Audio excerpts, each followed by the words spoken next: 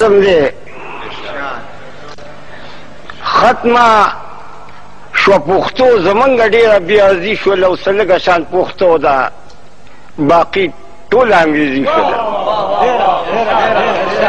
ټوله انګریزي شوله ټیټر دې په انګلیش کې دی دوی واړه موټر وایي موټر دې په انګلیش کې دی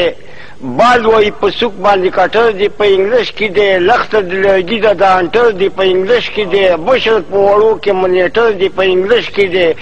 موږ ورته بنین ویو سیټر دې په انګلیش کې دی سم نومې طبیب دی خو ډاکټر دې په انګلیش کې دی نو په دې کې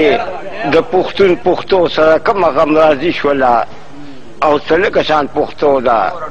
باقي ټوله انګریزي شوله او نوم د انګریزۍ دی په پښتو ته ډریور جوړ شه د هغه سره ملګری وي د هغه نه کلینډر جوړ شه او چېرته چې رنګساز وي په انګلیش کې چې پینټر جوړ شو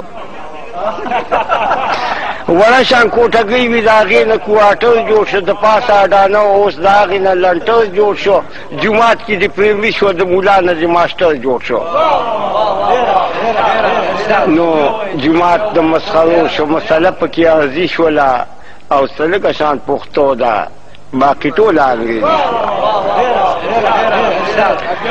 او ناس پکې پښتوني نوم د کټ په انګریزۍ کې دی لوبه پې پښتون کوي کرکټ په انګریزۍ کې دی بال او بیټ لاسکې دا ویکټ په انګریزۍ کې دی ګاډي کې سټرنګ او دا بانټ په انګریزۍ کې دی ختم پې نسوار شوم سیګرټ په انګریزۍ کې دی ورشه په ایرپورټ کې دا پیلټ په انګریزۍ کې دی یو شانتي برمي دي خو ګیرمټ هم انګریزۍ کې دی د انګریزۍ کې ورته بیټ وایي ته به پښتون دی انګریزي به درته ټیټ وایي کوم یو شی چې اخلي دوکاندار به درته ریټ وایي په 10 روپۍ به کېږي په 40 باندې کریټ وایي نو سپکه د انصاف تله په لاس کې د قاضي شو او څه لږه شان پښتو ده باقي ټوله انګریزي او پخوا به مې سپلی وي اوس لومړی تپوس د بوټ کومه اوس هم پښتو کې د انګریز په شان سلوټ کومه زوړ مې یو کمیس وي زه به لاندې باندې سوټ کومه